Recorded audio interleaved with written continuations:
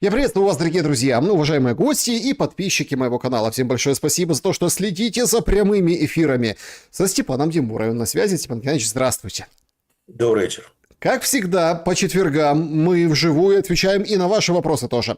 Задать их очень легко, проще простого. Значит, заранее, заблаговременно, есть анонс в закрытом клубе «Шелест» в телеграм-канале.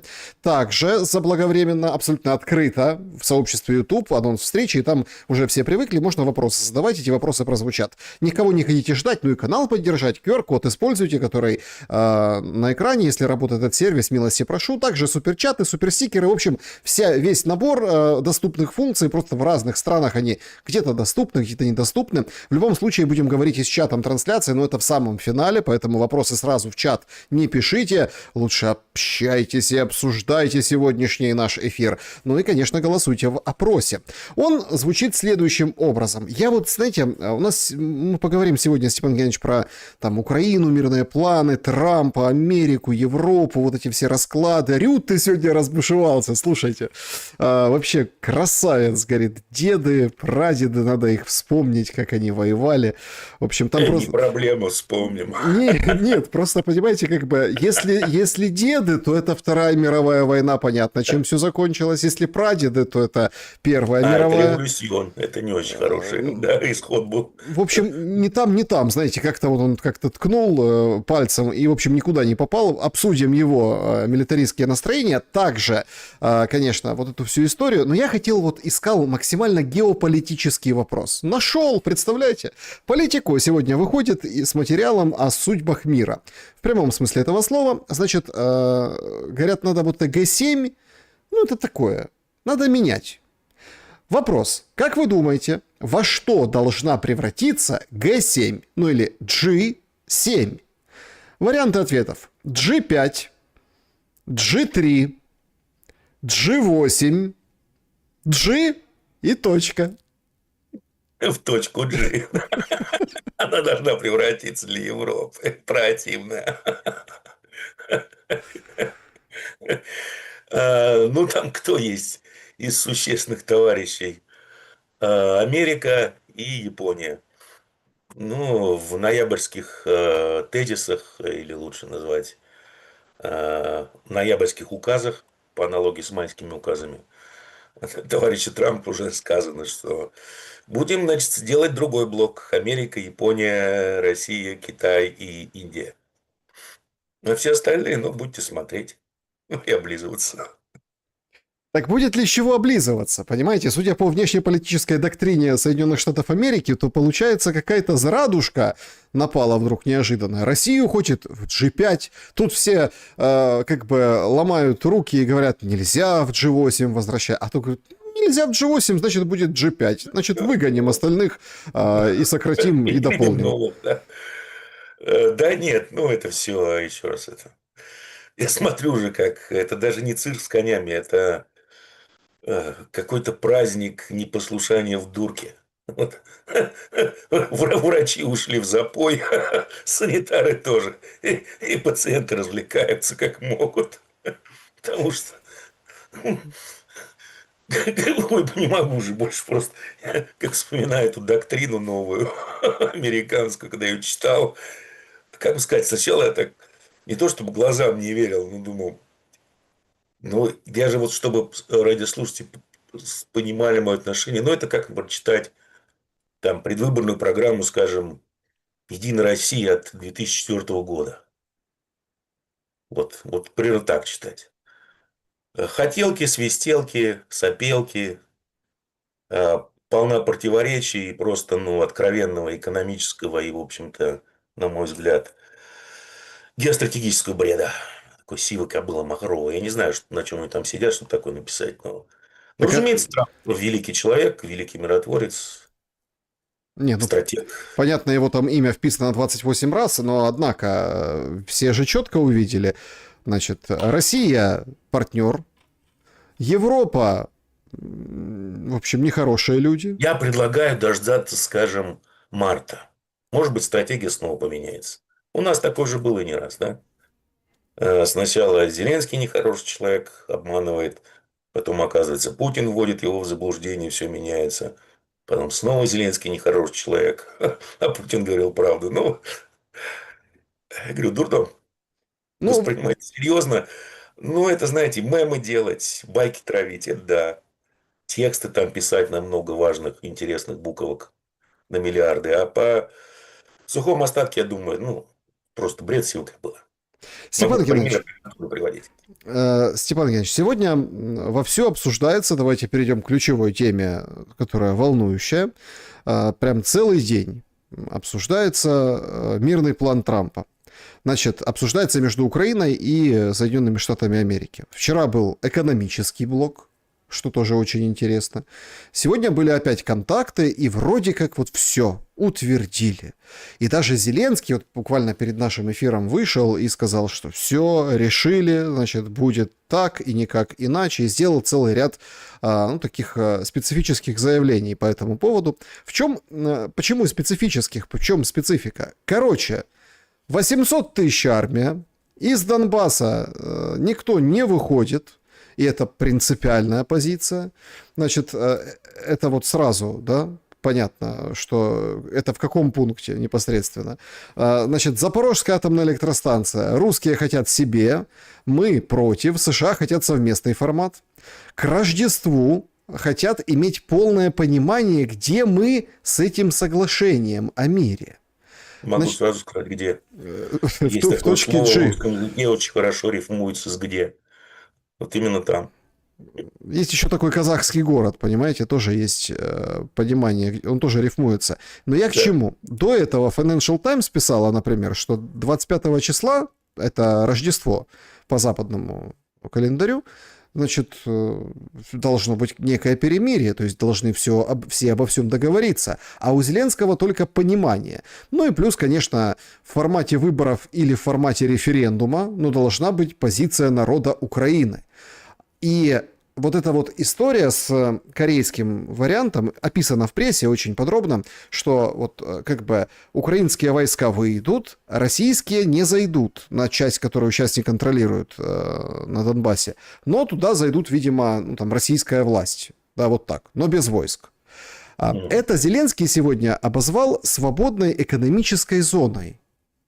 Это вообще что-то новое. Как вы думаете, какие перспективы у этих торгов? Никаких. Никаких. Потому что я повторюсь, с начала года говорил, когда началась эта истерика с Трамп наш 2 со всех сторон. Позиции сторон диаметрально противоположные. Я имею в виду США и России. А чтобы чего-то достичь, одна из сторон должна капитулировать. Полностью. Вот те 28 пунктов, которые были изначально озвучены, так называемый план Дмитриева, Виткофа, как я его называю. Я его воспринимаю как полную капитуляцию кремлевских, полную капитуляцию России. Поэтому, скажем так, я не думаю, что это какой-то искренний, что ли, план или искреннее намерение Кремля. Поэтому все это, скорее всего, такой, значит, договорничок между собойчик. Потому что Украину 3,5 года назад, что Украины капец, ее сольют. Сливать ее под конец будут через ВСУ, что и происходит. Будет все равно необходимо волеизъявление украинского народа, так называемого. На мой взгляд, по моим путешествиям в украинский сегмент интернета периодически, украинский народ еще не совсем, что ли, созрел, готов или его недостаточно подготовили к Угу. правильным решениям. Поэтому нужна зима темная, нужно еще какое-то время, беспредел ТЦК и все остальное, куча трупов с фронта, чтобы украинский народ созрел принять правильное, единственное правильное решение, а именно согласиться со всеми теми пунктами, которые будут вынесены на референдум. До этого любой корейский сценарий – это капитуляция Кремля полная. Пока она, на мой взгляд, не просматривается. И просто даже задайтесь вопросом, вот иногда, приехали, значит, переговорщики Трампа. Крутые такие пацаны, все из себя, там, один зятек, второй бизнес-партнер. Первый вопрос, который возникает. Ребята, а вы кто? Какие у вас полномочия? Понятно, что вы личные конфиданты Трампа. Замечательно. А вот в государственной иерархии вы кто? Ответ – никто. О чем с вами можно договариваться, какие гарантии вы можете дать в выполнении договоренности. Берем кейс расширения НАТО. Кто ж там был этот самый госсекта на Б, американский, а, вылетел из головы. Известный очень товарищ был. Который дал в свое время Горбачеву вот такие устные гарантии. Там это долго оспаривалось, но потом все-таки специалисты и свидетели сказали, что да, было дано, что если Горбачев сдает Восточную Германию, то НАТО никогда не будет расширяться дальше там, на восток. Потом, когда этот вопрос об этих гарантиях был снова поднят, сказали, ну, какие гарантии?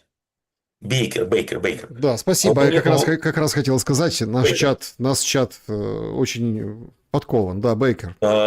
что, вы знаете, во-первых, у него не было полномочий давать какие-либо гарантии, а во-вторых, писульку покажите, бумажку, потому что без бумажки вы не человек. Второе – это Минские договоренности, да, Минские соглашения, Минск-1, Минск-2, там уже были бумажки. Но потом выходит такая Меркель, говорит, ну, вы знаете, все это на самом деле была туфта, потому что нам нужно было время, чтобы вооружить украинскую армию и подготовить ее к боевым действиям. Вопрос задается, а после этого вообще с кем договаривается и кто какие гарантии может дать. Ответ, на мой взгляд, простой – никаких. Поэтому, я думаю, все будет решаться по такому жесткому в отношении Украины сценарию. То есть, останется какой-то обрубок государства без доступа к Черному морю, который не будет интересен ни Западу, как ЧВК, ни России, как угроза. Вот и все. Но это еще на пару лет войны. Не Это думаю. долго. Я не думаю на пару лет войны, потому что без лепездричества воевать нельзя. Слово совсем. И, на мой взгляд, вот те удары, которые наконец-то были нанесены по подстанциям на 750 киловольт, они показали, что, во-первых, у украинских атомщиков компетенции не утеряны, оборудование работает штатно, поэтому можно глушить реакторы, уничтожив просто эти подстанции. А Я это понял. основной То есть источник энергии. вы имеете в виду, что если бы уничтожили подстанции сразу, то Пришлось бы, там... да, непонятны были последствия, есть ли компетенции, в каком состоянии оборудование. А тут все прекрасно сработало, все замечательно. Снизили мощность практически в 2 раза, подстанции кое-как подлатали, мощность увеличили без каких-либо инцидентов. То есть все работает, можно. Мы же не звери, да? Поэтому я не Понимаете, вижу тут никакого мира в ближайшей перспективе от слова проблема в другом. статуса. Если так про подстанции вы заговорили. У нас есть эксперты, которые выходят и говорят, слушайте, ну, мне сразу напомнило Арестовича, говорит, там есть такой Харченко, 2-3 удара вот таких, да, которые были массированные, четко, целенаправленно, конкретно по энергетике. И нам нечем будет ремонтировать. Да, И да, взять негде. То есть да, потому мы... что это советские трансформаторы в большинстве своем штучные. Да, Ну, поэтому вопрос следующий задается, а почему этого не делается? Это, скажем так, вне моего понимания. как вы думаете, если вы утверждаете, что, ну, там, собственно, мира не будет, вот на этой итерации, в это окно, если заглядывать мирного трека, а, Но известный Раф сказал Днепропетровский, что серьезные люди, прям пипец какие серьезные, потом оказывается, поскольку Кушнер хабарник, этот хабарник, типа, это серьезный человек, сказали, что 15 января все закончится. Ну, почему нет? просто если не будет окончания войны, то получается и весь это сыр-бор и танцы вокруг выборов, тоже их не будет. Ой, а кому не нужны? Трампу. Трампу, да, европейцам не нужны, нам не нужны на данном этапе. Зеленский прекрасно справляется с своими функциями нанесения максимального ущерба Украине. Трамп, ну, нет у него, судя по всему, серьезных рычагов влияния на Зеленского. Потому что дело Миндича спустили на тормозах, да, Ермак, что на фронте нет? Или по-прежнему рулит страной? Я думаю, по-прежнему рулит страной. Вот и все. Ну, погодите, Зеленский... Вот это, кстати, очень интересно, чтобы я хотел, чтобы вы прокомментировали. Позвольте, я чуть-чуть себя поправлю. Скажем так, у Трампа нет рычагов дозированного влияния на Украину и дозированного влияния на Зеленского. Не осталось. То есть, либо это наносится такой, знаете, удар в стиле коровы бомбардировки и по Зеленскому, и по военной помощи, и по всему, что моментально приводит к Кабулу-2 и потере ЧВК Украины полностью, что ни американцы, ни европейцы не хотят, в принципе, потому что они хотят сохранить статус-кво и сохранить ЧВК Украину как дееспособную единицу. А вот чтобы найти и использовать какое-то дозированное воздействие, я думаю, у американцев таких рычагов нет. Ну, я понял, то есть или взять, обрушить все Да, напрочь. или вот тянуть, как оно тянется. Мгм. Ну, мысль понятна, на самом деле это правда. То есть касательно выборов, ну, вот эта история с заявлением Трампа, это и есть как раз свидетельство того, что это, ну как, он просто как бы сказал, что давно не было выборов, а демократия ли это, я не знаю, Ой, победит, слушайте. не победит. Но реакция Зеленского тоже интересна. Говорит, работайте, братья, на депутатов своих слуг народа, пишите мне закон. А вы, американцы с европейцами, давайте уламывайте Путина, чтобы 60 дней никто не стрелял, пока мы выборы готовим. То есть Мгм. это все обставлено в этой плоскости. Называется прекращение огня, перемирие. Ну и понимаете, в чем дело? Энергетический или какой там, я не помню. А Предвыборно. пока мы будем Да. долбить по вашим танкерам в Черном море. Сидите Получается, да, дома. получается очень интересная история. Будут удары по танкерам, будут, собственно, удары по заводам. И от России, как бы пока есть эти удары, но их надо запретить, чтобы выборы прошли хорошо. Мгм. В этом тактика вот такая, да, вот таких переговоров. Но я согласен с вами в том, что если бы вышел бы Трамп и сказал: Зеленский, ты не президент. Ну вот, прямо. Я президент Америки, вот мои полномочия, вот все. Мы не признаем тебя как легитимного Как Мадуро. руководителя страны. Как Мадуро. Вот Да. аналогичная история. Вообще ты такой же наркоман, да, и все. Свободен. Это действительно бы все обрушило, это действительно был бы переворот доски, но Трамп на это не готов. Украина не А другого, Венесуэла. правильно, а что он еще может сделать? Ну, опубликуют пленки Зеленского, скажем. Ну и что? Ну и что? Ну, там, я не знаю, куча ботов и пропагандонов поработают недельку-две, и вместо зрады будет перемога для Зеленского. Поэтому, Но погодите, одно дело пленки, а другое дело, как сейчас там, ну, опять-таки, это гуляет информация, мы не знаем, подтверждена она или нет, что миллиард прикарманен там не конкретно миллиард. Зеленским. Там не миллиард. Понимаете, здесь тоже на него нельзя давить, потому что Украина – это прачечная Запада. И в основном демократов, и Еврокомиссия, Евросоюз и Бритов. Это прачечная. Там отмыли по самым скромным оценкам под 100 ярдов на Алла. А эти ребята просто там получали свой небольшой процент, ростовщический процент. Поэтому, если они будут давить на такую болевую точку Зеленского, будут припирать его к стене, я думаю, у него припасены файлы на такой случай. Гарантия его, скажем так, жизни. Поэтому здесь, когда вы сами по уши в дерьме, не надо вот еще кого-то дерьмом поливать. Я, судя по всему, европейцы это прекрасно понимают. Но европейцы злят Трампа открыто. Зачем? Ну, а Трамп опускает европейцев открыто. Ну, вот, друзья такие. Ну, вы знаете, как говорят в народе, если бьет, значит любит.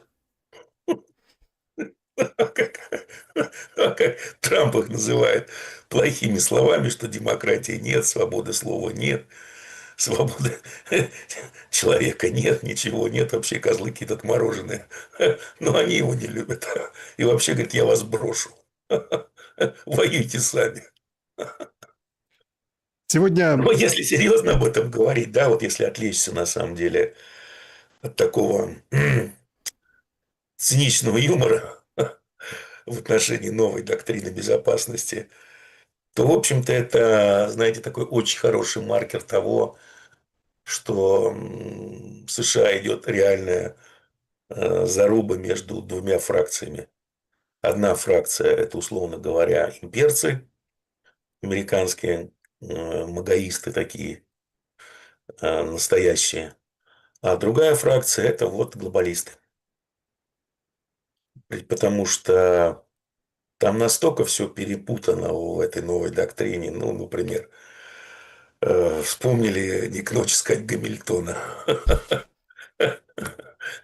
с его противоставлением справедливой торговли, свободной торговли. Ну, замечательно. А как вы собираетесь это делать?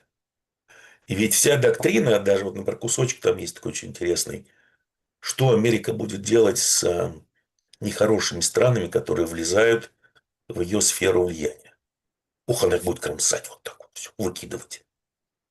Опять же, с позиции сильного, да, мир через силу, условно говоря, чисто Смотрите, имперская позиция. тут же есть варианты, но опять-таки, это, кстати, в начале 22 года, когда Путин начал спецоперацию вот эту, да, и фактически, ну, это которая сейчас уже никто не говорит, это война, да, сейчас идет война, просто она на локальном участке, в общем, пока никуда не выплескивается, ну, кроме Курской вот этой авантюры, но по большому счету вот все понимают поле боя где сейчас, да, то есть она не расширяется.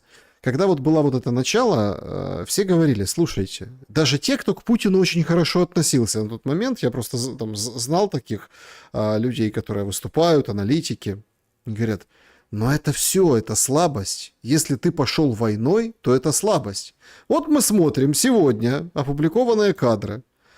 Это, между прочим, захват судна венесуэльского американскими войсками. Смотрите, подлетает вертолет, спускаются вот эти котики, у каждого шлем, на шлеме камеры. Смотрите, вот они бегут вот по этому судну, давайте там туда-сюда. Короче, Голливуд. Необыкновенная история. Значит, вот эти кадры и вот этот захват Трамп комментирует как необыкновенную победу. Почему? Потому что судно вроде как, ну это надо уточнять информацию, ну, по крайней мере то, что я встречал, оно шло из Венесуэлы в Иран. Ну то есть, представляете? Бинго! Джекпот! Венесуэла, Иран. С другой стороны, там вроде как нефть, по идее.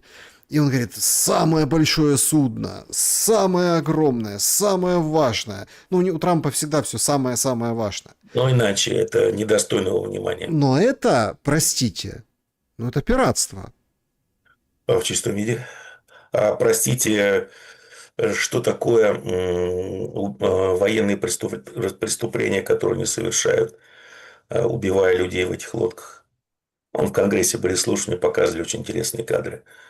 Первый удар по лодке. Двое остались живы. Военным преступлением считается, скажем так, даже если это был военный корабль, который на вас напал, скажем, вы его потопили. Если вы добиваете моряков, пусть даже противоборствующей стороны, которые оказались после wreck, после shipwreck, то есть они уже не способны причинить вам никакого вреда, это военное преступление. Я думаю, что Петька Стакан своей карьеры за это заплатит. Поэтому Трамп, ну, у него вообще понятия преступления нет. Потому что у него нет, в принципе, понятия добра и зла. И это не то, что он какой-то плохой или хороший. Еще раз, он психически больной человек. Слабоумный психически больной человек. Когда тот же Эпштейн, который не был ангелом, да, пишет, что я встречал много плохих людей, но такую, чтобы у него каждая клетка состояла из зла, я никогда не встречал. Это не потому, что он плохой человек, Трамп, он психически нездоровый, слабоумный человек. Так вот случилось.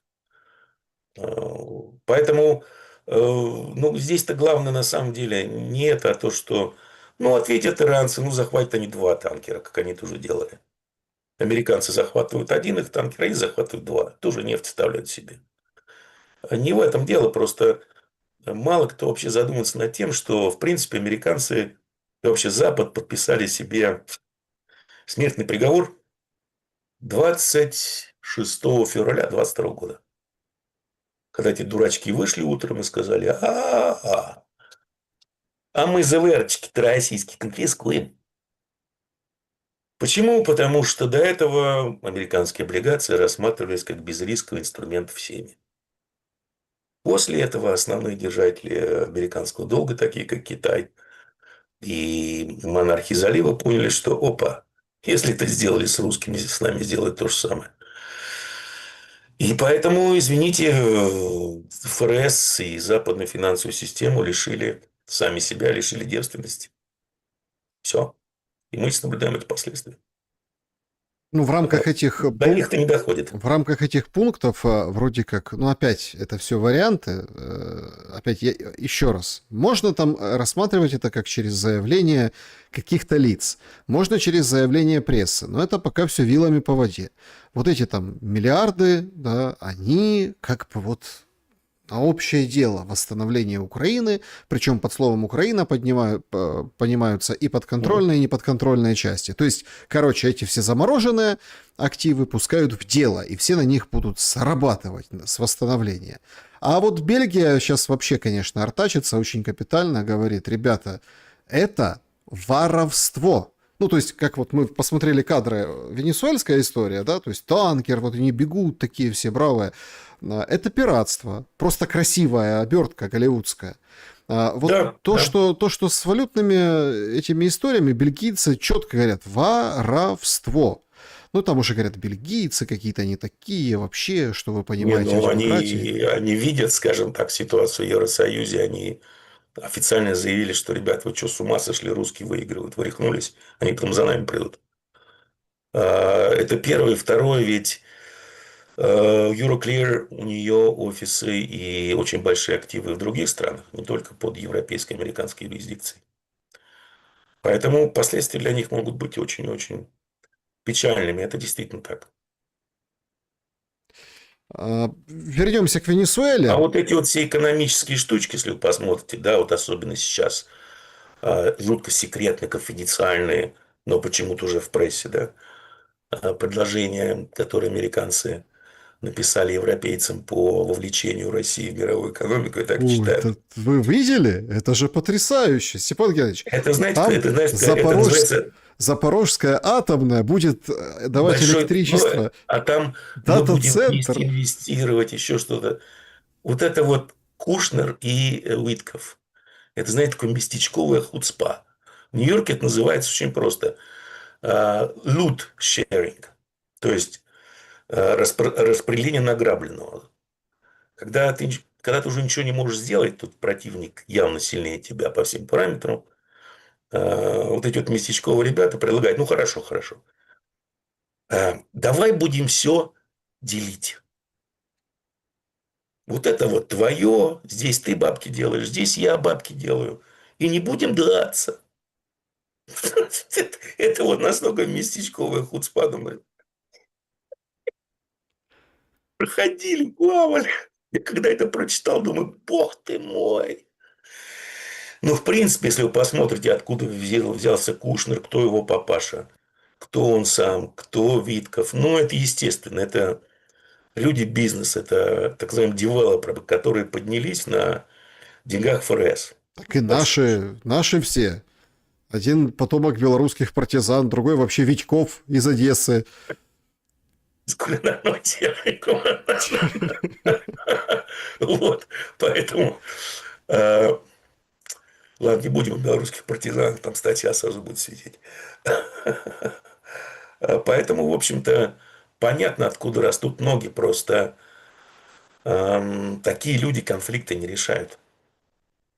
Потому что, ну, хорошо, если вы посмотрите на хотя бы все конфликты, которые и войны уладил Трамп, ну, после краткого перемирия все снова началось, и еще с большей интенсивностью, включая так называемый мир в Газе. Поэтому это все, ну, но с другой стороны, это показывает вам деградацию элит даже в империи. По Это поводу последнее. элит. Смотрите, вот пока, чтобы далеко не отошли мы от Венесуэлы, давайте обсудим этот момент. Это ведь принципиальнейший момент. Значит, сегодня BBC, есть такая, ну, такой ресурс, Да. вот, BBC, Смог. значит, публикует потрясающий материал. Короче, Мачадо, лауреатка Нобелевской премии. Значит, В она джунглях нет. нет, появилась на публике впервые за несколько недель, вот после того, как стала этой лауреаткой. Она лидер оппозиции, пишут. Ее как встречают, она смеется. Люди ей присудили премию мира. Значит, от диктатуры к демократии в Венесуэле. Она пробиралась, несмотря на запрет, на выезд из страны до Норвегии, там джунгли, рыбаки ее помогали отправлять. Она вон какая благодарная. В церемонии награждения не участвовала. Ну, короче, Мачадо, значит, премию саму получила дочка Мачадо, но она доехала до Норвегии и, в общем, все, перемога. Значит, смотрите. И расцеловалась с Тихановской. Нет, Мачадо это, конечно, это нечто. Но тут есть другой Ну, это аспект. ЦРУшная шалава, всю свою жизнь она и была актив ЦРУшный. Уже все это давно известно. Но тем не менее. Но тут же сегодня состоялся звонок Путина Мадуру. Мачади? А, Мадуро. И говорит, значит, правительственные договоры, мы вас поддерживаем. И сейчас гадают все, собственно, для того, чтобы усластить, уважить, умаслить Трампа. Мадуро ждет судьба Асада, ну, с точки зрения России, да, с точки зрения вот этого Нет, нет, звонка. нет, нет, Или нет, там нет. другая немножко Нет, диспозиция. нет. Асад, у него проблема была в том, что он где-то за 2,5, может быть, 3 года до своего свержения он переметнулся к саудитам и катарцам. Стал сворачивать сотрудничество с Россией, с Ираном. Ну и получилось то, что получилось. Мадуро такой глупости не делал. Кстати, когда вот все радовались, что кровавый сирийский режим пал, особенно еврейцы радовались, что мы тут создадим сейчас хаос, мы туда зайдем, все, коридор Сулеймани больше не функционирует, иранцев оттуда выкинули. Вернулись не только иранцы, но теперь еще и мои любимые хуситы. Еврейцы сказали: нет, мы не будем нормализовывать отношения с Сирией. В данный момент мирный договор с сирийским правительством невозможен. Ну еще бы. Поэтому иранцы что? Они, помните, говорят, что ребята, вот иранцы мудрые.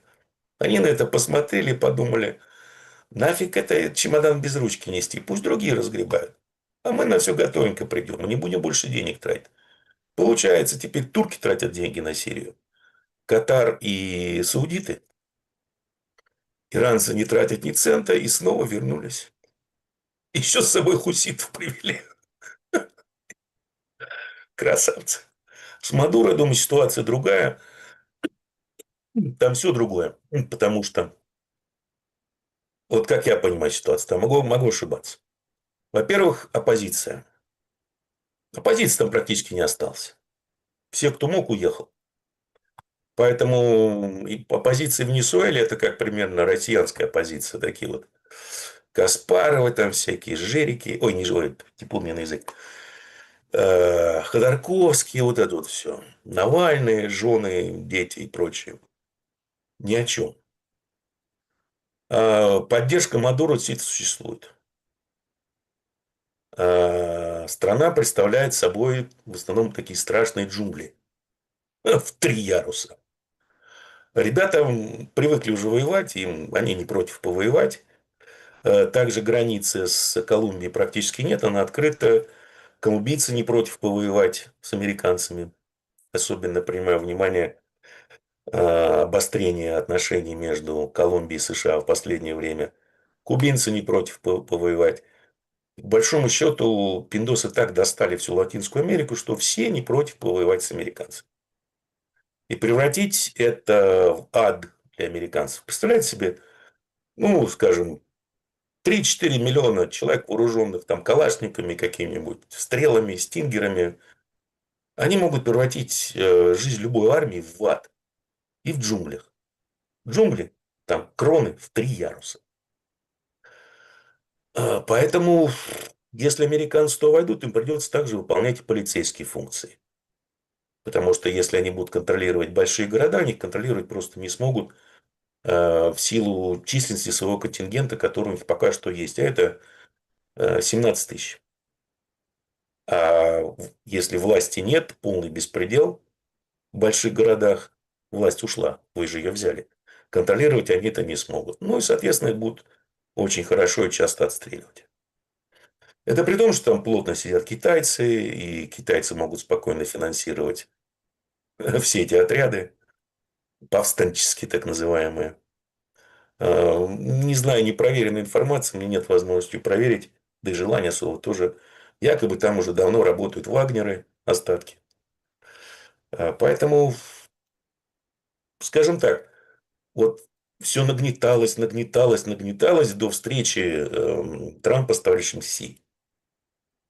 После этого пошло балабольство сплошное.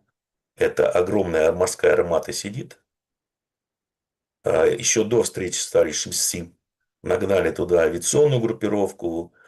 Морпехи там уже болтаются хрен знает сколько времени в море и в Пуэрто-Рико. Замечательно. Вы нагнали эту огромную, создали эту огромную реально группировку. Смотрим на прецеденты, которые были с подобными по численности группировками, я имею в виду морпехов. Панама. Ребята, сравните Панаму и Венесуэлу. Ну, это просто несравнимые вещи. Даже если вы сможете ликвидировать Мадуро. Ну, там мадуристов много. И заинтересованных лиц, скажем так, извне, таких как Россия, Китай, устроить вам там ад. Тоже много. И денег у них до кучи. Я не знаю, понимают это американцы, не понимают, но судя по тому, как они трепятся языком и ничего реально не предпринимают, вот реально, я думаю, что понимают. И теперь суть Трампу нужно как-то, ну что ли, выруливать из этой ситуации обратно. А тут еще вот прошли выборы в Майами, где, извините, по-моему, последние лет 30-40 это была вотчина республиканцев. И Трамп там обошел Камалу Харрис, по-моему, на 20%. А тут демократка, да, вотчине республиканцев обходит республиканцев на те же 20%. Я думаю, что промежуточные выборы республиканцы проиграют с треском.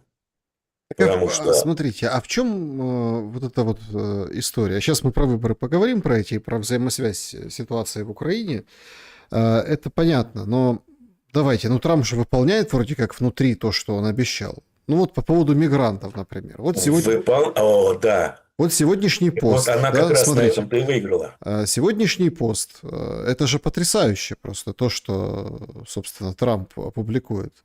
Значит, он четко опять говорит, вот остались считанные часы.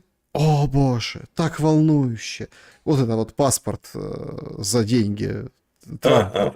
Золотая gold Золотая card, виза да, Трампа. золотая виза. Вот, пожалуйста, сейчас откроется, давайте, 30 минут до старта продаж. Давайте, налетай, не ленись, покупай, живопись. Но это же в программе тоже было, понимаете? Ровно точно так же Было, сегодня Хексит, вышеупомянутый Петька Стакан в наших с вами разговорах, он публикует эту карикатуру, где да.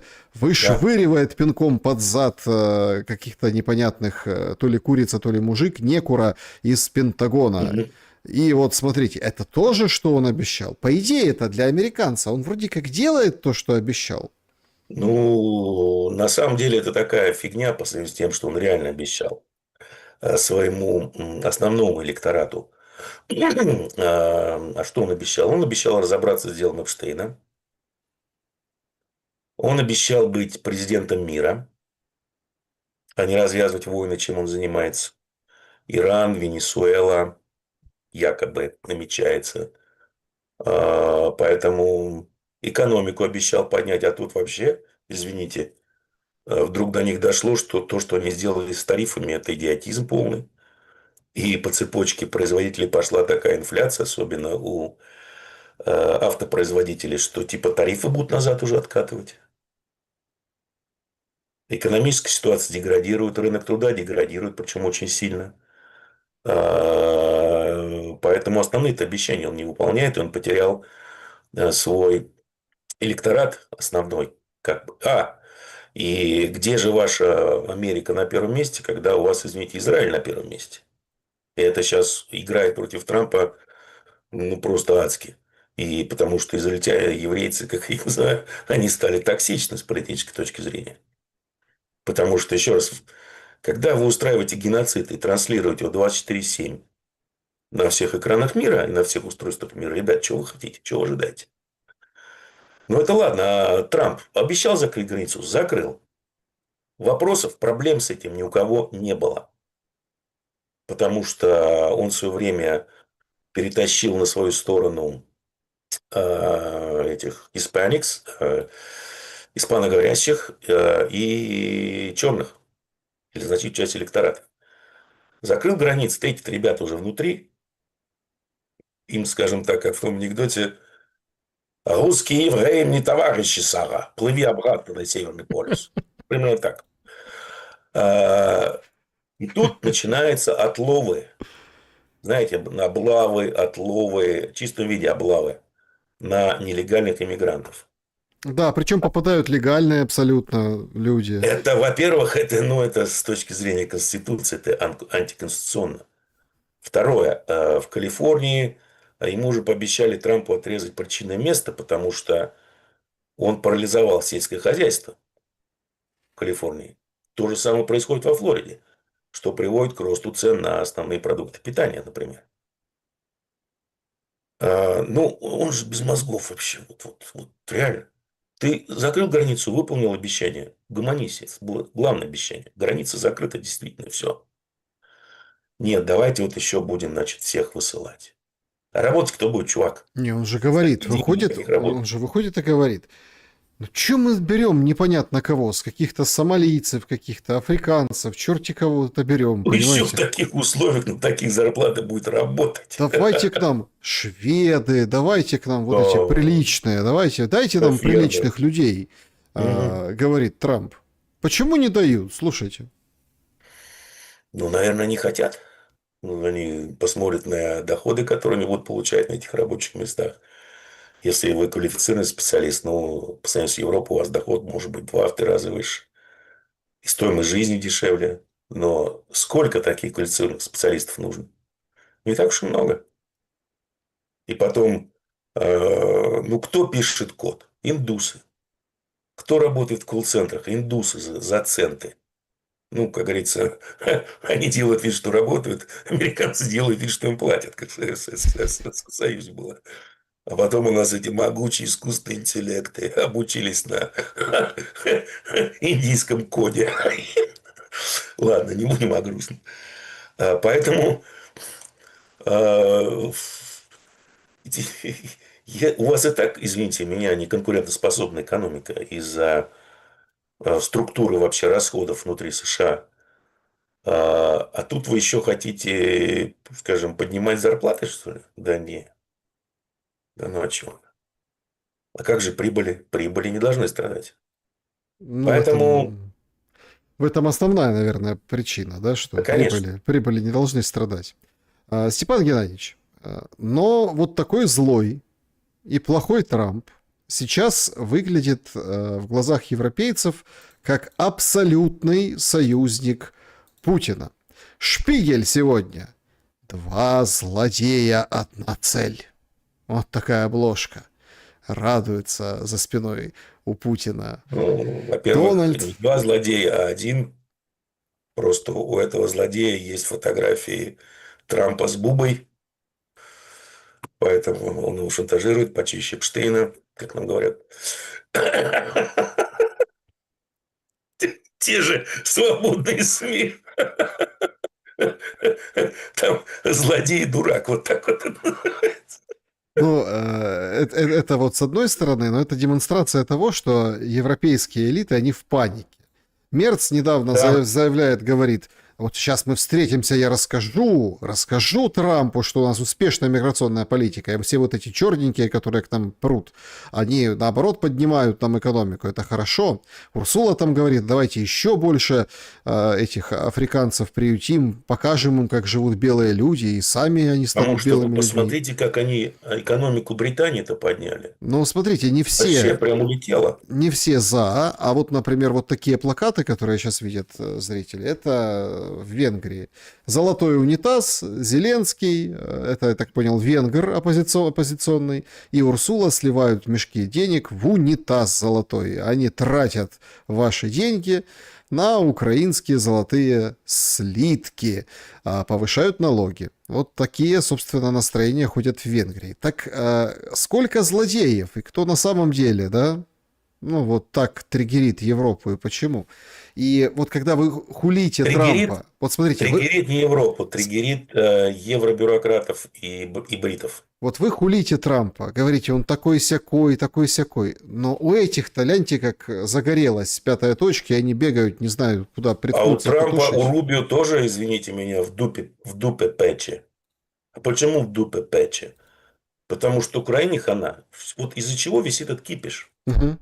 До них вдруг дошло, что мы теряем стратегический актив. В большом счету, ЧВК Украины для них это стратегический актив. Давление на Россию, потому что нужно менять там режим, бла-бла-бла и тому подобное. Они-то надеялись, что вот мы тут санкции, хохлы их постреляют, мы все повесим на хохлов, и взрывы трубопроводов, и атаки на инфраструктуру. Путин слетит, мы тут поставим своих соколов, которые все разрулят, активы перейдут к нам, а китайцы окажутся изолированы. И вот теперь они теряют, мы с вами это обсуждали, они теряют стратегический актив. Причем в этот актив было вложено столько политического капитала, столько финансового капитала, в основном политического. Более того, вот этот актив является единственным, на мой взгляд, связующим, что ли, компонентом всего Евросоюза, всей евробюрократии. До этого Урсулка избиралась и пришла ко власти, и, как у них говорят, пушила климатическую повестку. А это что такое климатическая повестка? Товарищи, все должны объединиться в святой борьбе с климатом, с изменениями климата. А чтобы победить эти страшные изменения, у вас должно быть одно большое правительство. Мы. Не взлетело.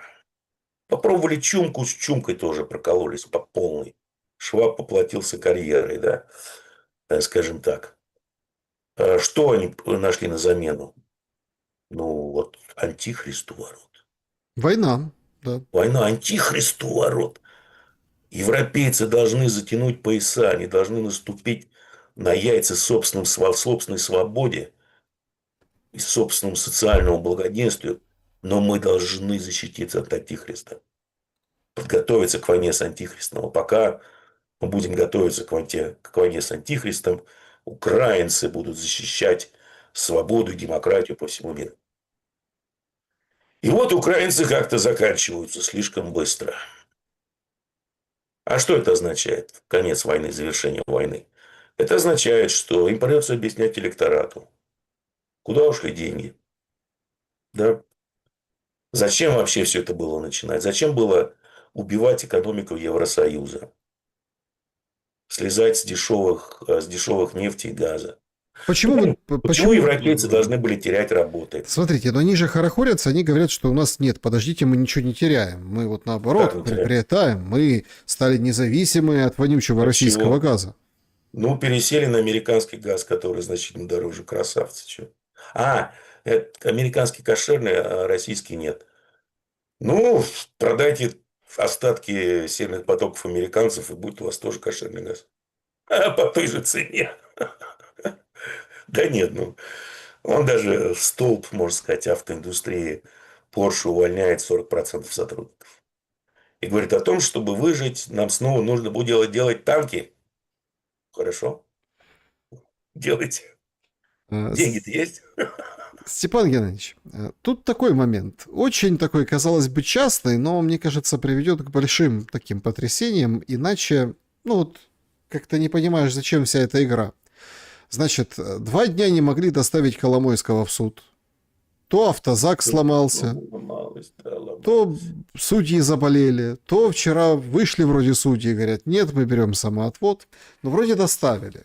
Да, там, нет, там несколько дел, но вроде доставили. И он там сидит с журналистами, общается о чем-то о своем и говорит, а вы в курсе новости были? Да? Минтича хотели убить. В Покушение Израиле. В в Израиле. Израиле. Там перепутали дома, пострадала домработница. Ну окей. Но потом же пошли подробности. На следующий день. Все не Я что-то поверили. первый раз это от вас услышал. Ну, так Смотрите, просто новости не отслеживаю. все это самое, все потом начали говорить, да нет, официально ничего нет, это Коломойский врет, как это, хуцпа, да, вот это все, зачем это надо, значит, Израиль официально все опроверг, Не-не-не, Кала слишком хитрый, чтобы прокалываться на таких вещах. Поэтому понимаете? надо слушать с интересом. Так. Приходит второй день, и на второй день он дает подробности, говорит, значит, там была домработница, они ходили, значит, представлялись типа журналистами, искали, а пистолет Макарова с глушителем, не знаю, видели вы, когда пистолет Макарова в руках держали? Вот, Макарова. Ну да, приходилось Значит, стрелять. С пистолет, глушителем. я не с глушителем, Да. я не видел, ну как, видел близко, но в руках не держал. Значит, 20 метров примерно все, что из него можно выжать. Прицельно. значит, пистолет 125. Макарова с глушителем получили в украинском посольстве. А украинцы, соответственно, это люди, которых задержали, опознали. И, в общем, сейчас как бы Израиль занимается. Ему же задают вопрос: Коломойский, ты чё? Израиль официально опроверг. Он говорит, вы что, не знаете Израиль? Занимается служба внешней разведки. Конечно, никакой информации у вас не будет. А, съели? Короче, очень интересную игру Да, замутил а теперь Коломойский. спросите, откуда у меня такая информация, подумал Коломойский. Но Ну, там, журналисты засали. нет, ну там уже немножко слили эту, там депутат Гончаренко есть такой, он слил эту информацию, откуда у него могла быть так, вот эти все подробности. Там просто 2 дома, он город даже называл какой-то на букву Г, ну, это там сложная топонимика израильская, в общем. Там 2 дома друг напротив друга. Вот тут Минтич живет, а вот тут Коломойского дом. Ну, понятно, он обслуживается, там есть там работница, там же они как-то там, да, вот это все. И они перепутали. И поэтому он все это знает. И поэтому, собственно, донесли. Смотрите, то, что там пистолеты взяли в украинском посольстве, то, что это прямой намек на... А кто, кому выгодно убрать Миндича? Конечно, судя по оголтелой критике сейчас, какой-то украинской стороне, и даже понятно какой. Насколько это далеко может зайти, и тут, знаете, что мне хотелось бы, не украинский даже вопрос политики поднять, а вот именно израильский. Служба внешней разведки. Что она может выяснить про Миндича и покушение? Не, ну, в принципе, все. Ребята умеют в пытке, если захотят. Можно, в принципе, выяснить все, и можно, если уж так припечет, подключить ту же систему эшелон. У американцев сделал запрос. Они выдадут, я думаю, все прослушки телефонов с шифровками и вообще связи. Просто, ну зачем? Вы знаете, и тут уже такие игры пошли, я думаю, внутренние между Коломойским и Зеленским, потому что я придерживаюсь, опять же, той точки зрения, что у американцев просто нет рычага дозированного влияния на Зеленского. Как? Как, впрочем, Получается, как, что впрочем, и есть. европейцев. У европейцев такая же ситуация. Ну Смотрите, да, у вас огромные папки компромата на всех. получается, что есть. Это НАБУ с этими, ну, пленочками, которые О, все обещают слушайте, озвучить. И это Набу-то Коломойский. остановилась, Набу-то А остановилась. Коломойский может продолжать. Ну, Коломойского, слушайте, над ним висят несколько пожизненных сроков в США по делам. Ну, это же демократы. Какие демократы? Ну, при демократах вроде Да. сроки. Нет, почему? При республиканцах какая разница? ФБР, сроки, это спецслужбы могут использовать. Просто, ну вот как это можно реально использовать для давления на Зеленского? На Зеленского вот такие папки. Вот с такими вообще кипами проводок. Там на, я не знаю, там на несколько вышек. Да, повесили, воскресили, снова повесили. Ну, я думаю, что это там уже какие-то внутренние разборки Коломойского. Зачем убирать Миндича? Нет большого ума. Потому что, ну, кто он такой? Ну, прошли через его руки деньги, хорошо. Хотя Коломойский говорит, что Миндич тупой, ну и, скажем так, да, судя по лицу, там интеллект не ночевал никогда с момента рождения. Но он же не дурак, чтобы открывать рот и говорить что-то или давать показания против очень больших дядей. Он же в этой системе варился, он все знает, как работает. Поэтому я думаю, это такие, знаете, разборки дурачков, не более чем. Не от большого ума делается. Ну, это, понимаете, вот если сравнивать, да. э, Помните, наверное, Березовский судился с Абрамовичем в Лондоне. Мгм. Там вопрос шел о каких-то 2 или 3, по-моему, миллиардах долларов. Ну, по тем деньгам это много было, вы что? Минуточку. По тем миллиардам долларов. Вот люди, которые отказались ему это заплатить, они вообще что, не представляли себе, сколько информации и сколько всего всплывет во время судебного разбирательства? Ну, вот такие вот люди там, понимаете. Они не понимают, что информация стоит дороже любых денег, особенно для них таких небольших, как 2-3 ерда. Так и здесь, я думаю. Если мы попробуем понять, что происходит с войной. Сегодня Путину доложили, что Северск под контролем российской армии, причем доложили с фотографиями, флагами и так далее. Объективный А, контроль, да. Украина не подтверждает и, наверное, долго не будет подтверждать. Сырский Ну выдал что, вчера. Генштаб до сих пор, извините, вас перебиваю, публикует карты, где Покровск в полукольце. Да, и там говорят, что есть солдаты, все там деблокируют, пытаются. Да, да, Мирноград окружен, но серой зоной. В общем, короче, то есть мы видим, что понятно. это как бы такая игра. Это, и тут нельзя комментировать, так, знаете, правильно, неправильно делает один. Мне кажется, что неправильно. Надо говорить как есть, демонстрировать все как есть. И пускай эти партнеры у них, ну, то есть перекладывать свою головную боль, например, да, там продвижение россиян на фронте, перекладываешь же на европейцев. Но видите, Просто боятся. не надо еще раз воевать в угоду политическим амбициям. Воевать должны генералы, а не комики, скажем Ну, так. послушайте, мы же послушали Сырского, генерала. Вроде же генерал, вроде он русский сам по себе, там, плохой у него украинский, но он же там что говорит? Говорит, ночую с солдатами, в плане того, что... Я имею в виду руководство боевыми действиями. Ну ладно, не суть важно. И что? В чем вопрос ваш? Вот, и понимаете, в чем дело? И опять у нас получается та же история. Северск заняли, да, объявили Путину. Украинские телеграм-каналы, эксперты говорят, Путину опять врут. Смотрите, и в Купянске, мол, Украина, и в Покровске, и в Мирнограде. Это вот себе там Ну, цену набивает Купинский, российская да, сторона. несколько кварталов контролирует, да. Это правда. Получается, что я просто делаю какой вывод. Значит, на фоне вот этой истории с конфликтом, а это открытый конфликт между Трампом и Зеленским, фронтом власть не сбить.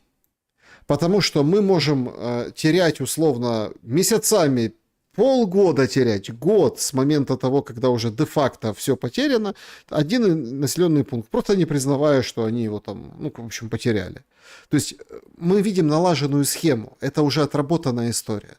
То есть, Это, знаете, это работает до поры до времени, а именно до той самой поры, пока отрицать это становится невозможно. Ну, например, там э, орки под Днепропетровском или под Киевом. Ну, все, да, приплыли. Отрицать это уже невозможно. А пока это где-то там, в непонятном Донбассе, можно говорить все, что угодно. Поэтому, да, какое-то время это работает. Но я думаю, через достаточно короткое время это перестанет работать. Приведет ли это к каким-то проблемам для Зеленского? Не знаю. Я думаю, уже нет, потому что э, после 4 лет войны, по-моему, уже такая апатия у населения ко всему, что как-то надежда покидает его что-либо изменить и поменять. Степан Геннадьевич, я так понимаю, что вот эти выборы, если это не фарс, и они там правда что-то, ну как, и правда, что соорудят какой-то, да, момент для того, чтобы Зеленского же переизбрать, мол, Либо кого-то еще, но еще хуже, чем Зеленского. да, либо кого-то еще, либо британцы это просто отыграют, потому что есть такая версия, что у британцев заряженные есть, ну, то есть кандидаты разные, причем для всех. Да, да, да. Победит те, кто они скажут, потому что британцы будут считать бюллетени. Они выделили 500 миллионов фунтов на это дело Правильно, и правильно. занимаются ЦВК. И это будет очень плохо для украинцев, потому что они снова скажут: о, перемога. Ха-ха. Уже давно пора поменять перемогу и зраду местами в толковом словаре украинского языка. И, ну, тогда действительно будет все до последнего украинца, потому что никто в Европе, я имею в виду Британии, не собирается завершать войну. Для них это смерть падает. И вы знаете, вот много есть таких моментов, которые указывают нам, что, значит, во-первых, Зеленский, даже если выборы проведет, это будут выборы во время войны. Если во время войны, то это ТЦК возле каждого участка, то это военное положение, которое не отменяется, комендантский час, плюс сюда то, о чем говорили выше, отключение света, короче, целый пласт, да, проблемы, экономика. Сегодня, кстати, антирекорд у гривны 49,5 за Вот, евро. 50 называлось, да, почти сделали, да, То есть цель сделали. Зеленский же говорит, будет по 50, ну вот вам, пожалуйста, уже почти Да. 50 евро, да, то есть вот такая история. Евро. Евро, Значит, евро. к доллару еще выше. Ух ты. Значит, смотрите, и тут у нас выходят на авансцену науковцы, научные Кто это? работники. Да. Ага, значит, Родина в опасности. Науковцы призывают власть немедленно отменить решение про выезд юношей 18-22, а общество перейти на военные рельсы. Вот так выглядит автор, доктор физико-математических наук, профессор, первый вице-президент Академии наук Высшей школы Украины. Значит, 6 числа состоялась конференция Академии наук Высшей школы Украины. Значит, в общем, ну, это большая организация, там почти с независимости, короче, 500 ученых, там доктора наук, в общем, умные люди. На этой конференции обратились ко всем, что, в общем, власть, тоже педагоги, все СМИ, значит, Родина в опасности. Вот с таким общим посылом, так сказать, вот эти все науковцы нам говорят. Значит, такое ощущение, что идет какой-то очень глобальный прогрев. И он идет давно. И я бы к нему, если раньше это было смешно, ну, например, там, когда выходит какой-нибудь, он сегодня, кстати, тоже выходил, какой-нибудь карась, этот радикал, ради чего? Радикал. Вот, выходит и говорит, значит, вы что? У вас две функции. Не думайте, не читайте про геополитику, не думайте вообще ни о чем. Значит, или воюйте, или размножайтесь.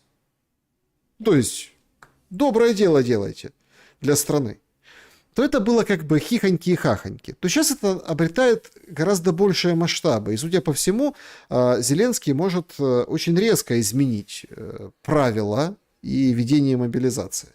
Насколько Может, это, и насколько его... он это сделает, его давно заставляют это сделать, ему придется это сделать. Потому что нехватка личного состава уже давно имеет критический характер. И если, ну, грубо говоря, вот судя по тому, как пушечное мясо расходуется, ну, сколько они там из этой возрастной группы наберут? Ну, может быть, 1100 отловят. может быть, 1200. Ну, как минимум, я думаю, этого хватит хотя бы на полгода. То есть А все потом все. говорят, все... Нет, ну, понимаете, здесь же надо вот еще раз понимать одну элементарную вещь, что пушечное мясо пушечным мясом – это замечательно, прекрасно. Но ведь есть еще экономика. Экономика, инфраструктура, логистика, которая поддерживает ведение боевых действий. Так вот, по всем канонам и по всем историческим примерам, я не буду сейчас врать цифры, но это легко посмотреть. Грубо говоря, если у вас есть определенный мобилизационный потенциал, и вы мобилизуете больше, по-моему, 20-25%, вы войну проиграли. Потому что у вас ляжет экономика. Работникам. И Украина этот порог уже прошла, на самом деле. Поэтому все, что решат эти дополнительные там 200-300 тысяч, ну, они отсрочат крах, может быть, фронта ну, на полгода. Но их тоже не станет. Потому что, еще раз, в малом воздухе, как говорят, в дронах теперь преимущество в стране России. Про авиацию я вообще промолчу. Про ПВО тоже, его просто нет. Ну, как на полигоне отстреливают, стреляют по живым мишеням, грубо говоря, в огромных количествах. А самое страшное, что нужно понимать, это то, что когда армия начинает отступать, она несет самые большие потери. Яркий пример тому это Вторая мировая война, когда немцы отступали к Берлину. Вот за последние 6 месяцев, знаете, какое было отношение убитых? 30 к 1. 30 к 1 у немцев. Отступали. Потому что преимущества в воздухе уже практически не было, и когда они отступали, их просто убивали, уничтожали. Так и здесь.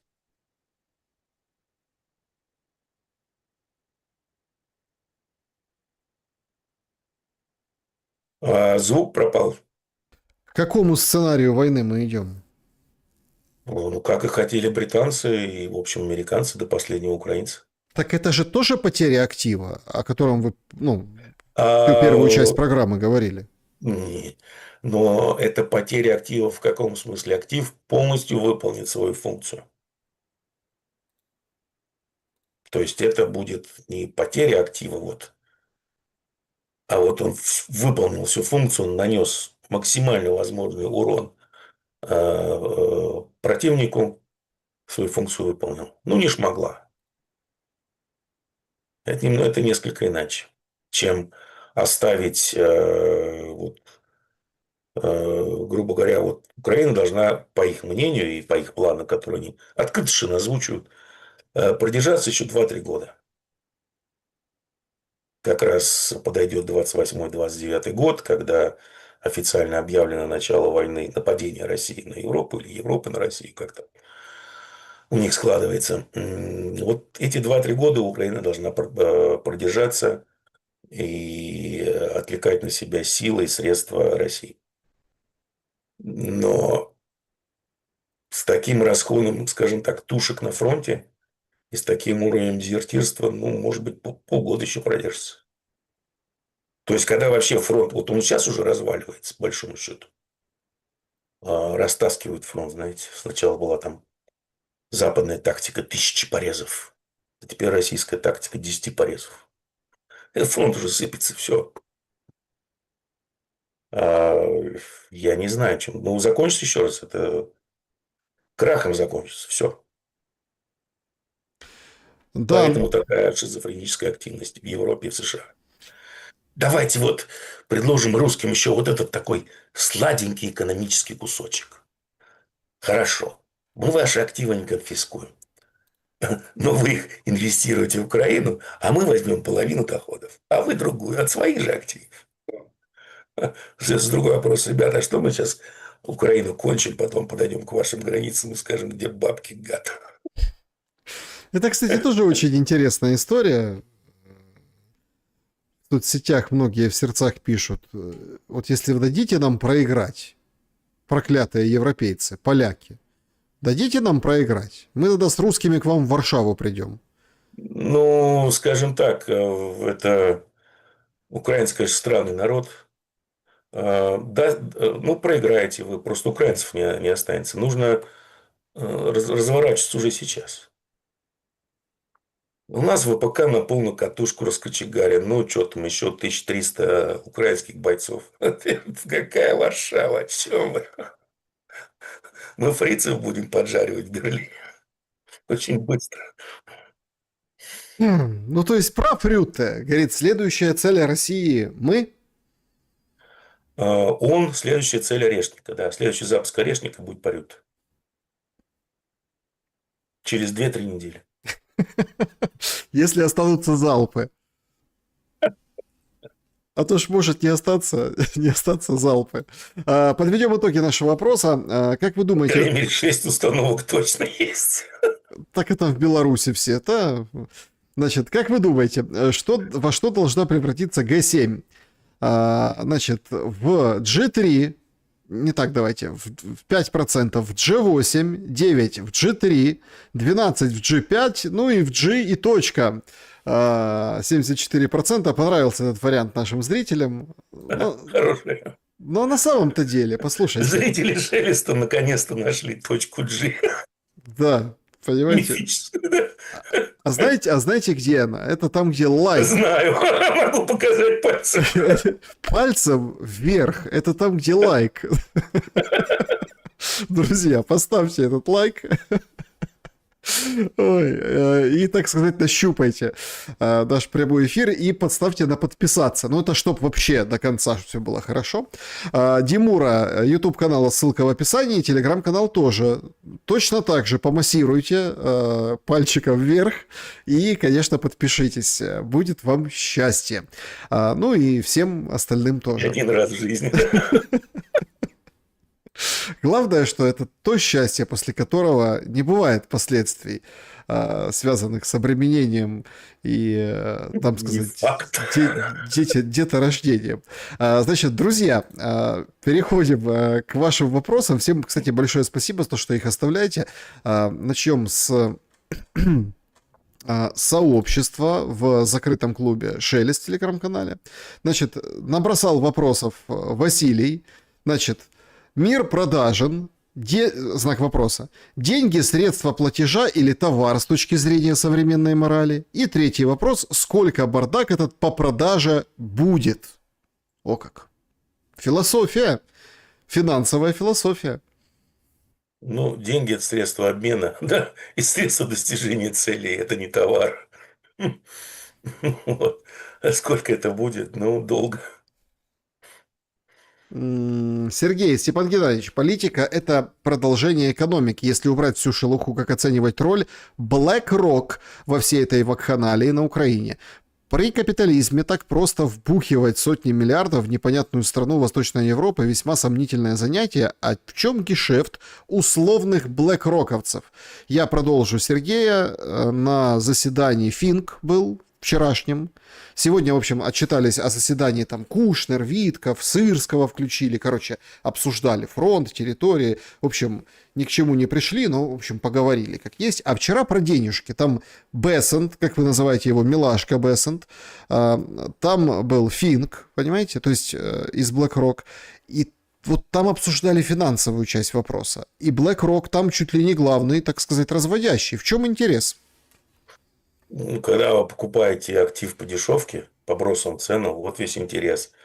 А теперь интерес в другом. Ну, то, что вы купили, часть этих активов уже сменила собственника. В ближайшее время и все могут сменить собственника.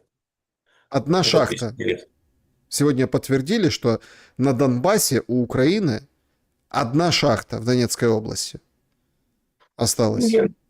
О, газовое месторождение. Слушайте, климат и почва. Понимаете, газ есть у всех. Ну, условно говоря, уголь тоже. Проблем в мире с этим нет. А вот с плодородными почвами, так черноземами и с климатом, ну, это много стоит, потому что это контроль практически рынка зерна и рынка продовольствия в мире. Вот если взять Ну а как, Россию подождите, и а какое, Украину. подождите, а какое продовольствие? Там все заминировано. Нет, ну слушайте, это все разминируется. Это все Сколько чистится. десятилетий? Зависит от того, от тех усилий, которые вы приложите. Так Да. хлеб будет золотой. Ну, пока... Нет, хлеб в ближайшее время не будет золотой. Его много везде. И огромный запас. Там переходящие запасы, по-моему, 1,5 годовых потребления каждый год. Поэтому все эти, помните, вопли по поводу зерновой сделки, это голодающих стран Африки. А Украина это что? Это, это географическое положение, климат почвы. Ну, запасы там всего такие не особо большие. Мгм. Вот они все это покупают. Ну, да, и генерация еще есть электроэнергии. Уже построенная, атомная, то есть дешевая, ничего вкладываться не надо, это надо только эксплуатировать. Что еще такого есть? Ну, в общем-то, все. Ну, Мгм. логистика имеет это географическое положение. Значит, Андрей спрашивает. Здравствуйте. Слышал ли Степан Геннадьевич что-то о месторождении Левиафан, о котором постоянно говорит Пасков? Если оно действительно такое колоссальное, то почему США не суетятся в этой стороне? Речь идет о море напротив Газы, поэтому, собственно, сейчас война в Газе. Значит, там ЧВК с американской суетится Израиль. Че американцы суетится? Они суетятся в каком смысле? План Клинбрейк, еще раз много говорил. Отгуглите, посмотрите, как в 91 году он, по-моему, был принят. Левиафан еще есть у Ливана, у берегов Ливана и в их экономической зоне. Поэтому все это месторождение и вообще контроль над основными источниками углеводородов на Ближнем Востоке и логистикой должен перейти к ЧВК Израиля, то есть к американцам. Есть маленькая проблема – Иран. Вернее, она не маленькая, она принципиальная проблема. И те, кто стоит за Ираном в данный момент, это Китай и Россия. Поэтому обломались пиндосы на Ближнем Востоке. Конкретно. Другой Андрей спрашивает. Степан Геннадьевич. Кто за них стоит за ними, я промолчу. Мгм. Другой Андрей спрашивает. Степан Геннадьевич, есть мнение, что европейская финансовая система на грани тотального краха. Именно поэтому такой сумбур в европейской политике. Что вы думаете на этот счет? Вся мировая система, на самом деле, финансовая, западная, на грани краха. И смертный приговор искал, когда они подписали 26 февраля 2022 года. А сейчас у них чисто формальные проблемы адские в этой долговой пирамиде, потому что она может существовать и здравствовать, если есть постоянный приток, если выполняются два условия. Постоянный приток новых активов, которые можно использовать как коллатерал, то есть залог, либо уже существующий залог постоянно растет в цене, так называемая экономика активов. Поэтому нужны, например, активы того же Ирана, той же Венесуэлы, той же России, потому что в России там они оценивают их в 70 триллионов долларов. А что такое актив? Это не просто то, что мы там покупаем нефть, либо алмазики, либо газик, либо еще что-то. Нет, актив – это часть собственности, либо полной собственности. Вот это можно уже закладывать. Вот это вот Так. главная структурная проблема у них. Мгм. Следующий вопрос. Кстати, тоже это уже из сообщества YouTube. Чат, приготовьтесь, тоже скоро к вам будем Там переходить. веселые ребята, да. Да, в чате очень веселые ребята. Ну и в сообществе тоже как бы не промах. Добрый вечер. Какое наказание должно быть для пропагандистов после войны? М, Да, промолчу. Статья. А как, а что За статья? разжигание всего и все. Нет, нафиг. Нет, подождите, вообще давайте наказывать их, не наказывать пропагандистов Наказывать, после конечно. войны. Одного пропагандиста уже наказали хорошо в свое время, когда он разжигал ненависть между русскими и украинцами. Его хорошо наказали, отказав ему в гражданстве одной страны. Вы о ком сейчас? Есть такой очень известный пропагандист. Мгм. Понятно. Значит, здравствуйте. Смотрю на мобилизацию в Украине. И уголовные дела, и заградотряды, и блокпосты, и блокировка счетов во всех банках. И все равно бегут оттуда, и все, и ничего не помогает. Как думаете, когда славян будут загонять в цифровой концлагерь, подобная ситуация будет? А это невозможно сделать. По одной простой причине, что существующая вертикаль власти во многих странах, называем постсовка, она недееспособна в том смысле, что она ничего не может довести до конца. Пример борьбы с чумкой, этой страшной эпидемией, тому, на мой взгляд, ярчайший пример, как надевали намордники, как вели себя так называемые прогрессивные европейцы, как там очень быстро правительства реагировали на условное диссидентство, как велась информационная война, а потом вы смотрите, скажем, что творилось в России. Там уже под самый конец эпидемии они озаботились тем, что все это как-то дискредитирует нас. Надо бы вот начать кампанию борьбы с антиваксерами. Там много чего было. Мгм. Поэтому Так, цифровой концлагерь – это не про нас. ну смотрите, я просто должен сказать, что сообщили, например, что теперь все мужчины должны иметь резерв плюс, ну, быть в резерве плюс. И там Ну, у нас фотографию, тоже скоро будет все через Макс. Ну и что? фотографию вот это прилепили, там, чтобы как бы идентифицировать был. Ну, в общем, всех загоняют в эту историю. А всегда есть нал. Всегда можно обойтись. Ну, ал, да. Значит, Дмитрий, привет с Рудного, Казахстан. Вопрос Степану Димуре. То, что Зеленский еврей, имеет какое-нибудь отношение к войне до последнего украинца? Может, задачи Нет, одинаковые, что в Газе, что на Украине? нет, нет, нет. Вообще никакого отношения. Просто других в элите нет. На постсовке.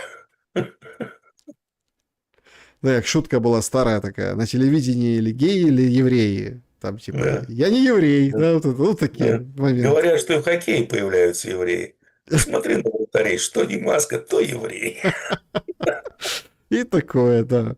Значит, Лина Востроилова, какое ваше мнение? В этой игре есть светлая сторона? Или все это лишь игра со своими правилами и игроками? И наивно мне называть хороших и плохих. Какие ваши критерии хороших и плохих? У меня на самом деле один критерий добра или зла. А, Это первый закон мироздания, между прочим. Живи, давай жить другим. Если вы следуете этому критерию, то очень хороший творите добро. Если нет, вы представляете зло. Там про вторая часть, что но время поступай как римляне. Так, добрый вечер, Александр Степан Геннадьевич. Спасибо вам за ваш эфир. У меня такой вопрос. Как по-вашему, с учетом всех предпринятых усилий, удастся ли Трампу все-таки получить звание пиздилер и Нобелевку в 26 году? Спасибо за ответ, Сергей. Ну, первую премию мира от ФИФА он уже получил. А, Получит ли он Нобелевку за мир? Не знаю, ему бы дожить бы. И все на самом деле до этой даты в следующем году. Такими темпами. Кроме шуток. Степан, значит, вопрос от Виталия. Вы помните, как в 23-м году была популярна тема про договорняк между Россией и США? И вот смотрю я на то, что делает Зеленский, и начинают мне терзать смутные сомнения. Зеленский стал гнать на стратегического врага США, Китай. К тому же подставляет под ответный удар за атаки на суда Одессу, которая так приглянулась его британским друзьям. Это что же получается? У Зеленского уже оформлен договорняк с Россией и с США? Заранее спасибо за ответ. У меня ответ простой. Не путайте идиотизм с теорией заговора. Да? Есть такой метод, называют, ну, именно методология лезвия Акама. Кто заключается в том, что если вы можете объяснить что-либо без привлечения дополнительных гипотез, значит, ваше объяснение правильное. Поэтому я это все объясняю идиотизмом и тем, что количество дебилов в системе управления в мире, оно перешло в качество. Вопрос. Где обещанные в ноябре инопланетяне? Что, опять отмечать Новый год на Земле одним? Как брат по разуму, товарищ Димура, собирается отмечать и что пожелает землянам в этот Новый год? К чему готовить психику? Не, ну, брат Вайс, как нам сказали, ученый, совершил гравитационный маневр, увидев то, что происходит здесь с двуногими, они подумали, ну, позже прилетим. То есть мне здесь еще кантоваться долго.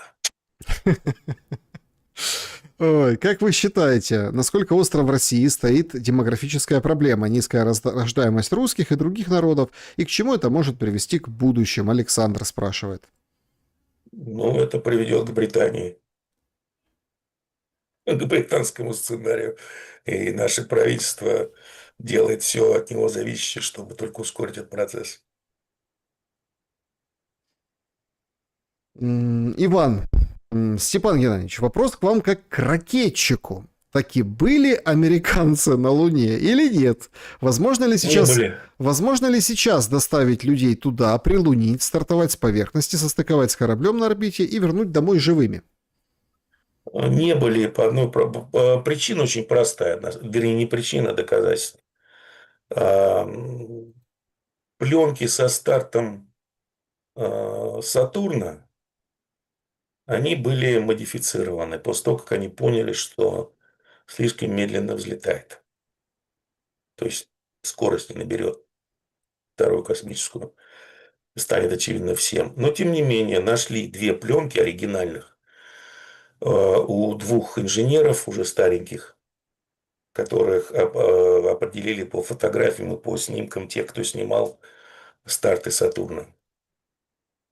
Кинолюбители. У них, да, нашли эти пленки, оригиналы, посчитали. Действительно взлетает очень медленно, тяги нет. А именно поэтому, когда НАСА спрашивают, ребят, нафига вот здесь что-то Маск нам суетится бегать с этими гребаными ракетами? Вон же у вас там около центра НАСА под Хьюстоном стоит огромный Сатурн. Мгм. Почему бы его вам не воспроизвести? НАСА говорит, ой, вы знаете, тут мы пару раз переезжали, коробки с документами утеряны.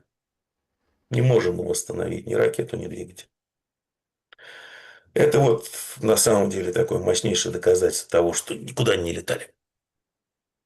Не набирал он вторую космическую скорость, потому что, чтобы ее набрать, и когда вы знаете массу ракеты, когда вы знаете массу топлива, как заявленную, и когда вы знаете, какую скорость вы должны набрать, соответственно, у вас на определенной высоте должна быть уже определенная скорость, а это значит ускорение, начиная со стартового стола.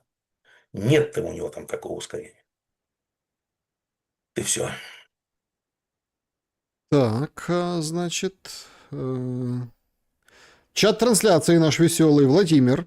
Кто умнее, по-вашему, Березовский или Коломойский? Или оба дуралей? Спасибо за ответ. Ну, они по-своему все умные. Да? Что значит, понимаете, что значит умнее? Ну, например, искусственный интеллект, как нам, в принципе, должен быть умнее любого математика. В принципе. Физика нет, а математика – да. Значит ли это, что искусственный интеллект умнее? Грубо говоря, есть ли у него функция неокортекса? Ответ – нет. Сергей, зачем выборы на Украине, если никто на Банковой не скрывает, что честными они не будут? Выбор невелик, оба сторонника войны, что Зеленский, что Залужный. Для чего? Для утверждения безумия? Ну, потому что принято, чтобы кто-то легитимно что-то когда-то подписывал. Ну, послушайте, это все пока что пустые разговоры. Просто тупо пустые разговоры. Мы много М, раз с Александром вот обсуждали, что на самом деле нелегитимность – это такая хорошая закладочка на будущее для того, кто будет сильнее в определенный момент, он ее будет использовать. Ну, погодите, может, Вот сейчас Путин ее очень красиво использует, говорит, ну, ребята, ну, вот как вот, кто там будет подписывать? Он же нелегитимный. Легитимна Рада, например. И как, да, все затыкаются, сказать нечего. Так, Владислав, вопрос Степану. Что будет в ближайшее время с экономикой РФ, если будет перемирие? Мадам Брошкина понизит ставку на ближайшем заседании ЦБ. Что будет с рынком ЦБ? Без понятия, на самом деле. Меня политика ЦБ вообще уже не интересует, как политика ФРС, потому что ФРС не имеет уже никакого отношения к ликвидности в экономике и на рынках. А Брошкина уже нанесла, в общем, такой мощнейший удар непоправимый по экономике. Поэтому что она там со ставкой сделает, хоть в ноль и опустит, это как в мертвом припарке. Так, а если перемирие, что будет с экономикой А России? перемирия не будет. Перемирия не будет. Будет мир, но не скоро. Мгм. Так, что вы думаете про культ Сатурна и какую роль он играет в современной политике? Так, когда-то что-то любопытствовал, но все из башки уже выкинул. Мгм. Единственное, могу сказать, что, знаете, вот все эти культы – это для убогих. Не для тех, кто их анализирует, а кто в них участвует. Потому что, скажем так, при все вот эти вот специальные одежды, знаки, тайные общества, а, они используют некую, скажем так, метафизическую символику. А при этом абсолютно большинство членов этих сообществ без понятия, что такое метафизика, как она работает. Это, знаете ли, дань, что ли, не дань моде, а это такой, знаете, вот как раньше было, да и сейчас, наверное, тоже. Если у тебя нет айфона, ты не белый человек. БМВ – это стиль жизни. Так Да. и здесь. Масонство – это стиль жизни. Степан, как считаете, зачем Украина атакует танкеры? Это же взаимный договорняк в Черном море, так называемой зерновой хабатской братвы, как с Украиной, так и Россией, с США, с США-шной стороны. Кому это выгодно и в чем соль? Ну и если продолжит бить, Извините, я начинаю смеяться. бить по танкерам, они же нефть перевозить перестанут, спрашивает уже другой пользователь. Значит, что такое хаббатская братва?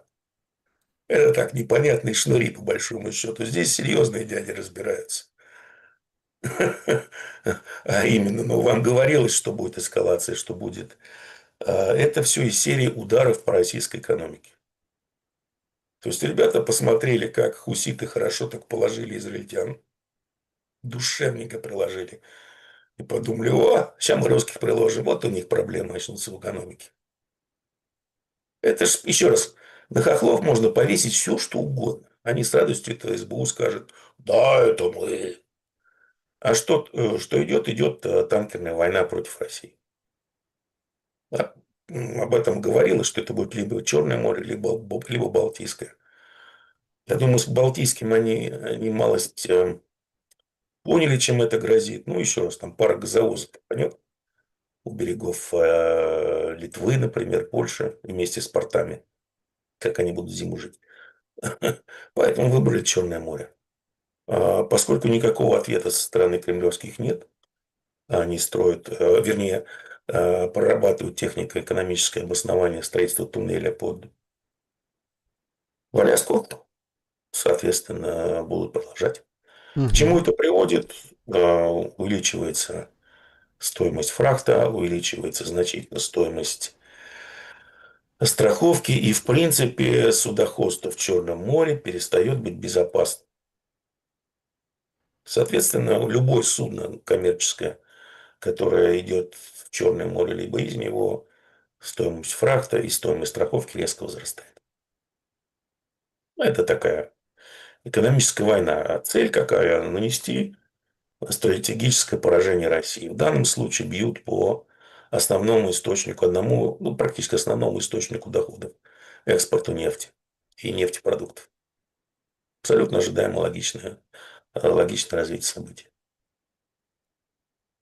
Причем тут какие-то зерновые сделки, кто такие хабарники, ребят. Ну, я понимаю, что вам из всех утюгов говорят, что еврейцы, у них все схвачено, за все заплачено, они всем рулят. Ну, как сказал мне один умный человек, ну, они не халявщики, они партнеры, причем младшие. Вопрос. От литовца. Скажите, если Китай начнет менять свои товары на рынке на натуральные активы, а не на свеженапечатанные деньги, то через полгода в европейских странах закончатся активы первыми?